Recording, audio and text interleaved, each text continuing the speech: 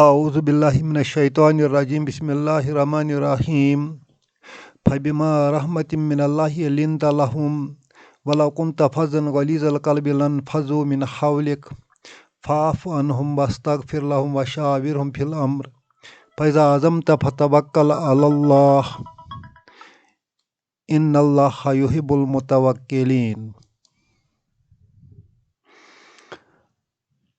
صدق اللہ العلی العظیم وصدق الرسول النبی الکریم ونحن علی ذلک من الشاہدین والشاکرین والحمد للہ رب العالمین۔ آج ہم سورہ آل عمران کی آیت نمبر 159 سیکھنے کی کوشش کریں گے۔ یہ آیت جو ہے یہ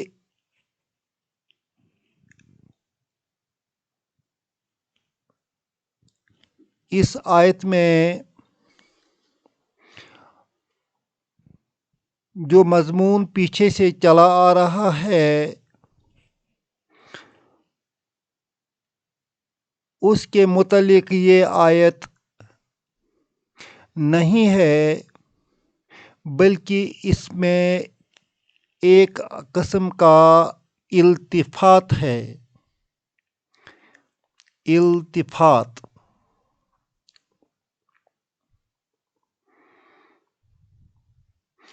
التفات کا معنی ہے کہ پیچھے سے ایک مضمون چلا آ رہا ہے اور بیچ میں کوئی دوسری بات آتی ہو، پھر آگے سے وہی مضمون چلا آئے گا جو پچھلی آیتوں میں ہوگا۔ بیچ میں جو آیت جس کا اس کے موضوع کے ساتھ کوئی تعلق نہیں ہے، ایسی آیت کو ہم التفات کہتے ہیں، ڈائیگریشن کہتے ہیں۔ گویا یہ تھوڑا ہٹ کے ہے اس مضمون سے جو مضمون پیچھے چلا آ رہا ہے۔ پیچھے جنگ احد کے واقعات چلے آ رہے ہیں، اس میں جنگ احد کا واقعہ نہیں ہے بلکہ ایک نصیحت ہے۔ رب فرماتے ہیں فَبِمَا رَحْمَةٍ مِّنَ اللَّهِ لِنْتَ لَهُمْ۔ رحمتٍ من اللہ، من اللہ جار مجرور،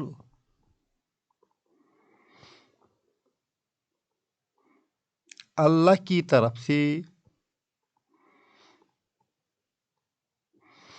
بھی وجہ بتاتا ہے۔ ما رحمتٍ،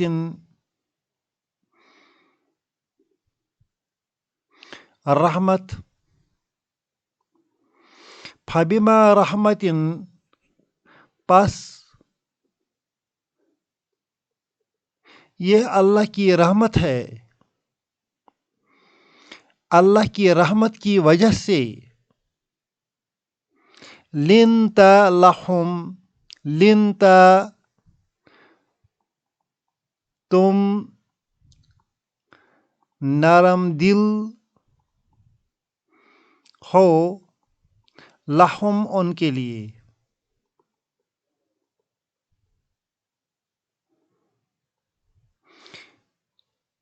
اے نبی صلی اللہ علیہ وسلم، پس تم اللہ کی رحمت کی وجہ سے ان کے لیے نرم دل ہیں۔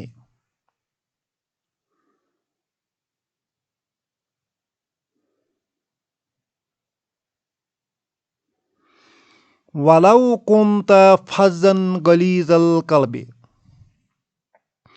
لو شرط کے لیے آتا ہے، کاش یا اگر، کنت تم تھے یا تم ہوتے، لو کنت اگر تم ہوتے فظن تند خو روڈ غلیظ القلب سخت دل والے ہارڈ ہارٹڈ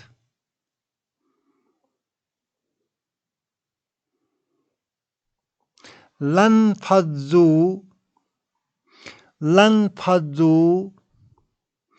تو وہ منتشر ہوتے. لا کا معنی ہے ضرور، یہ اس کا جواب بنتا ہے. یہاں یہ پارٹ شرط کا ہے اور یہ جواب اس کا جواب بنتا ہے، جواب شرط. اگر تم تندخو ہوتے، روڈ ہوتے، غلیظ القلب ہوتے، سخت دل والے ہوتے تو کیا ہوتا؟ لن فضو تو جو آپ کے ارد گرد کے صحابہ ہیں سب منتشر ہوتے من حوالے کا آپ کے ارد گرد سے.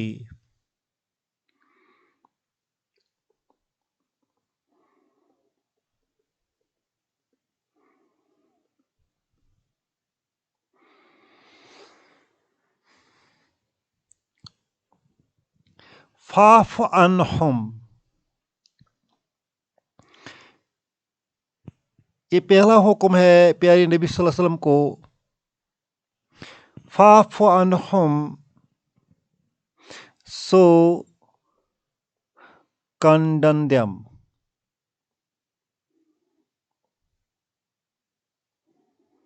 انہیں معاف کیجیے.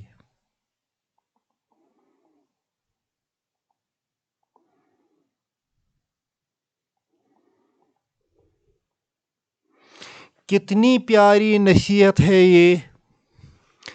آپ کو معلوم ہے جب کسی جنگ میں کوئی فوجی بھاگ جاتا ہے تو اس کی سزا کیا ہے. جو لوگ اس جنگ میں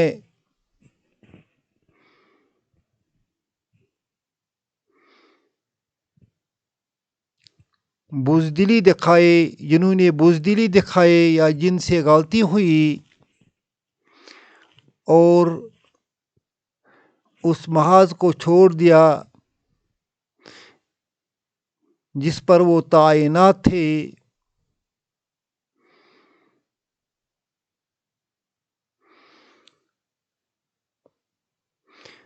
نیچرلی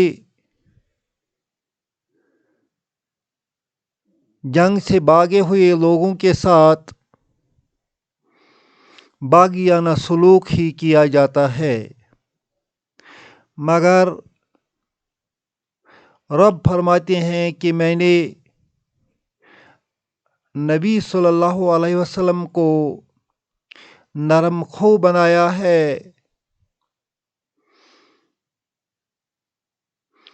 اور جب پچھلی آیتوں پر ہم نظر دوڑاتے ہیں تو ضروری ایک جوش آتا ہے ان مسلمانوں میں جو مخلص تھے اور وہ ان لوگوں کے خلاف کارروائی کرنے کے لیے اٹھ کھڑے ہو سکتے ہیں. قرآن کی ان آیتوں کے روشنی میں جو ہم پیچھے سے پڑھتے چلے آئے ہیں. مگر یہاں رب نے حکم دیا ہے اپنے پیارے نبی صلی اللہ علیہ وسلم کو کہ اے نبی صلی اللہ علیہ وسلم انہیں معاف کیجیے. فاعف عنہم، انہیں معاف کیجیے. اتنا ہی نہیں وَاسْتَغْفِرْ لَهُمْ، ان کے لیے دعائے مغفرت کیجیے، اور مغفرت کی دعا ان کے لیے کیجیے۔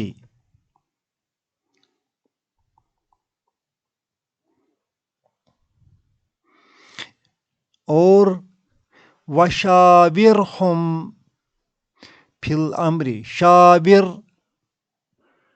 وَشَاوِرْهُمْ، اور مشورہ کریں،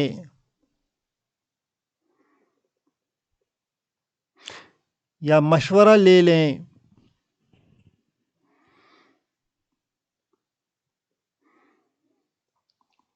ان سے فی الامر، معاملات میں،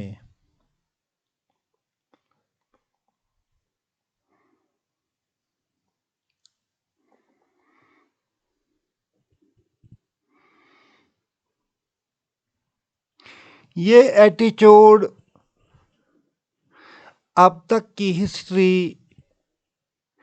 ورلڈ، دنیا میں جتنے مذاہب آئے ہیں، اگر ان سبوں کی ہسٹری دیکھیں تو یہ ایٹیچیوڈ کہیں نہیں ملے گا کہ باغی کے ساتھ معافی کا سلوک کیا جائے، مغفرت کا سلوک کیا جائے، اور انہیں مشورے میں حصہ بھی مل جائے۔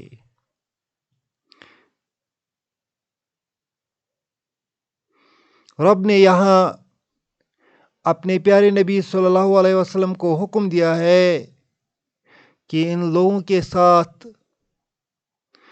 معافی کا معاملہ کیجیے، ان کے لیے مغفرت کی دعا کیجیے، انہیں معاملات میں مشورہ کے لیے بلائیں۔ فَإِذَا عَزَمْتَ، پس جب تم ارادہ کرو گے،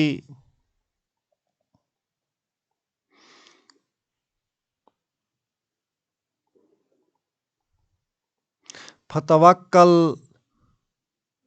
تو پھر توکل کریں،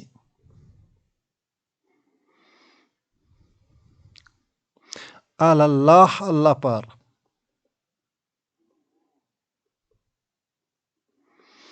ان اللہ، بے شک اللہ، یحب، پسند کرتا ہے، المتوکلین، توکل کرنے والوں کو۔